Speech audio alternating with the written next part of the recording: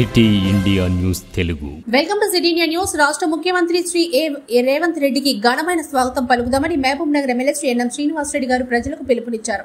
ముఖ్యమంత్రిగా ప్రమాణ స్వీకారం చేసిన తర్వాత తొలిసారిగా మహబూబ్ నగర్ జిల్లా కేంద్రానికి ఈ నెల 6వ తేదీ సాయంత్రం 4 గంటలకి స్థానిక ఎంవీఎస్ కళాశాల మైదానంలో జరిగే ప్రజా దీవెన సభలో పాల్గొంటున్నారని ఆయన తెలిపారు. రాష్ట్ర ముఖ్యమంత్రిగా మన జిల్లా బిడ్డ ఉండడం వల్ల ఈ జిల్లాకు ఎంతో గర్వకారణమని ఆయన అన్నారు. ఉమ్మడి మహబూబ్ నగర్ అభివృద్ధికి ఆయన కృత నిశ్చయంతో ఉన్నారని, అన్ని రంగాల్లో మహబూబ్ నగర్ ను విశేషంగా అభివృద్ధి చేశారని ఆయన తెలిపారు. కేసీఆర్ వారి కుటుంబం గత 10 సంవత్సరాలుగా చేసిన దోపిడీతో తెలంగాణ తేలుకోలేకపోయిందని, వారి ఒక్క వ్యవస్థను వదిలిపెట్టకుండా విధ్వంసం చేశారని ఆయన మండిపడ్డారు. అదే విషయాన్ని అసెంబ్లీ సాక్షిగా ముఖ్యమంత్రి గారు శ్వేతపత్రం ప్రవేశపెట్టి బీఆర్ఎస్ వారి నగ్నత్వం బహిర్గతం చేశారని ఆయన గుర్తు చేశారు. ఇచ్చిన 6 గ్యారంటీ పథకాలను అమలు చేయడానికి సహచర కేబినెట్ మంత్రులతో చర్చించి అన్ని పథకాలను అమలు చేస్తున్నారని ఆయన గుర్తు చేశారు. ఈరోజు సంతోషకరమైన వార్త. మన ప్రియతమ ముఖ్యమంత్రి గారు శ్రీ యనమల రేవంత్ రెడ్డి గారు మహబూబ్ నగర్ పట్టణానికి రాబోతా ఉన్నారు. 6వ తేదీన సాయంత్రం 4 గంటలకు జరిగే బహిరంగ సభలో వారు పాల్గొని మహబూబ్ నగర్ జిల్లా ప్రజలను, కార్యకర్తలను కలుసుకోబోతూ ఉన్నారు. వారి సందేశం కూడా ఇవ్వబోతూ ఉన్నారు. ముఖ్యమంత్రిగా ప్రమాణ స్వీకారం చేసిన తర్వాత మొట్టమొదటిసారిగా మన జిల్లాకు రాబోతూ ఉన్నారు. తను ఎక్కడున్నా ఏమున్నా పాలమూరు బిడ్డగా మనందరికీ కూడా ఈరోజు ఉమ్మడి మహబూబ్ నగర్ జిల్లాలో ఉన్న ప్రతి ఒక్కరికి రేవంత్ రెడ్డి గారు ముఖ్యమంత్రిగా కొనసాగడం అందరికీ కూడా గర్వకారణం.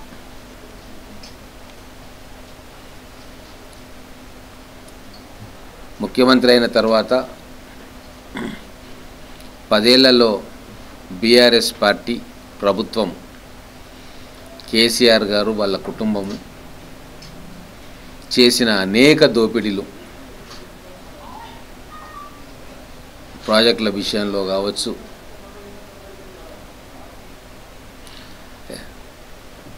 విద్యుత్ శక్తి విషయంలో కావచ్చు, ఆర్థిక విధ్వంసం కావచ్చు, మొత్తం కూడా అసెంబ్లీ సాక్షిగా తెలంగాణ ప్రజలకు తెలియజేయడంలో చాలా కీలకమైన పాత్ర పోషించారు.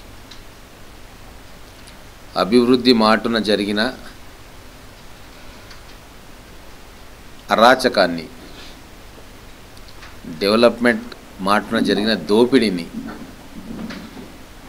భారతదేశ చరిత్రలో ఏ ముఖ్యమంత్రి గారు కూడా చేయని విధంగా వైట్ పేపర్ తీసుకొచ్చి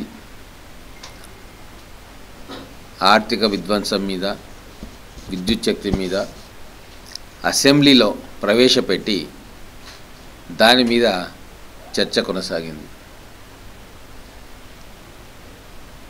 ఇది బహుశా ఎవరూ కూడా చేయలేని సాహసం వారు చేసిండ్రు. బీఆర్ఎస్ ప్రభుత్వ నగ్నత్వాన్ని ప్రజల ముందు పెట్టిండ్రు. అలాగే అధికారం వచ్చి ఈరోజు 100 రోజుల పైచిలుకు మాట అయింది. అయినా సరే ఇంత ఆర్థిక విధ్వంసం జరిగినా కూడా మళ్ళీ ఒక్కొక్కటిగా కూడగట్టుకుంటూ ఇచ్చిన 6 గ్యారంటీలను ఒక్కొక్కటిగా అమలు చేస్తూ ఉన్నారు. మహిళలకు ఉచిత బస్సు ప్రయాణం కావచ్చు, 10 లక్షల ఆరోగ్యశ్రీ కావచ్చు, అలాగే మొన్నటికి మొన్న గ్యాస్ సిలిండర్ 500 రూపాయలకే కావచ్చు, ఫ్రీ కరెంటు కావచ్చు, రేపు 11వ తారీఖున ప్రారంభం కాబోయే ఇందిరమ్మ ఇండ్ల పథకం కావచ్చు, చాలా స్పష్టమైన విధానంతో పారదర్శకంగా క్యాబినెట్ సహచరులతో చర్చించి ఒక ప్రజాస్వామికబద్ధమైన పాలనను మన ప్రియతమ ముఖ్యమంత్రి గారి నేతృత్వంలో కాంగ్రెస్ పార్టీ అందిస్తూ ఉన్నది. అలాగే ఎన్నికల ముందు మనం వాగ్దానం చేసినాం, మహబూబ్ నగర్ జిల్లాను ఎడ్యుకేషనల్ హబ్గా మారుస్తాము అన్న వాగ్దానాన్ని గౌరవ ముఖ్యమంత్రి గారి దృష్టికి కూడా తీసుకుపోయినాం. మహబూబ్ నగర్ జిల్లా అంటే కేవలం మహబూబ్ నగర్ పట్టణం కాదు, మేమంత సంకుచితంగా లేము. మా దృష్టిలో మహబూబ్ నగర్ జిల్లా అంటే పాత ఉమ్మడి మహబూబ్ నగర్ జిల్లాలోని 14 నియోజకవర్గాలు. ఇంకా మేము మానసికంగా కలిసే ఉన్నాం. 14 నియోజకవర్గాల్లోని మన పాలమూరు మహబూబ్ నగర్ వారసత్వాన్ని అట్లనే కొనసాగించాలని కోరుకుంటా ఉన్నాం. భౌగోళికంగా విడగొట్టబడ్డ, మానసికంగా ఉమ్మడి మహబూబ్ నగర్ జిల్లా వాసులందరం ఒకటే. ఆ కోణంలోనే మహబూబ్ నగర్ జిల్లాను ఎడ్యుకేషనల్ హబ్గా మార్చడానికి గౌరవ ముఖ్యమంత్రి గారు మొన్న కొడంగల్లో మెడికల్ కాలేజు, హాస్పిటలు, అలాగే engineering college, veterinary college, agriculture college, ఇవన్నీ కూడా అక్కడ శంకుస్థాపన చేయడం జరిగింది. అలాగే ఇక్కడ మహబూబ్ నగర్ పట్టణంలో వారు చేస్తున్న పర్యటన ఈ ప్రాంత ప్రజలకు ఉపయోగపడే విధంగా, అంటే షాద్ నగర్, జడ్చర్ల, మహబూబ్ నగర్, దేవరకద్ర నియోజకవర్గాలకు ఉపయోగపడే విధంగా రేపు 6వ తారీఖు రోజు వచ్చిన రోజు ఖచ్చితంగా విద్యకు సంబంధించిన